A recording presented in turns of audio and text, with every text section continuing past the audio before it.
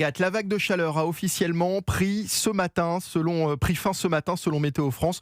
En une semaine, la canicule a fait plus de 2000 morts dans le pays selon les derniers chiffres de Santé publique France publiés aujourd'hui, soit une augmentation de la mortalité de 30% au niveau national et de 62% en région parisienne. Les victimes sont en majorité des personnes âgées vivant à domicile. Caroline Baudry. Oui, on sait désormais que ces décès ne concernent quasiment que des plus de 45 ans et que parmi eux, les plus de 65 ans sont largement surreprésentés.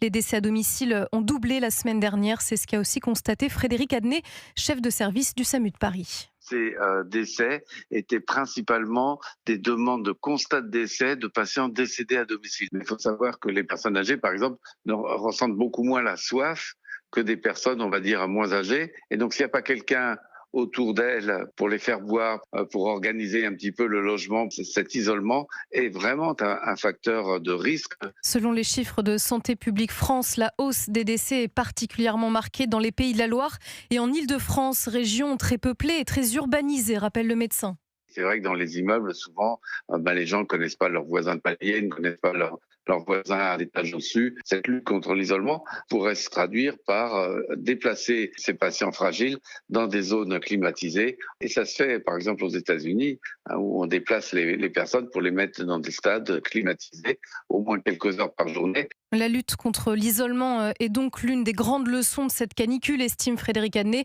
Le bilan humain est bien moins lourd qu'en 2003, mais toujours partiel et sous-estimé, rappelle Santé publique France. L'agence promet des données consolidées sous 3 semaines. Merci beaucoup Caroline Baudry. C'est une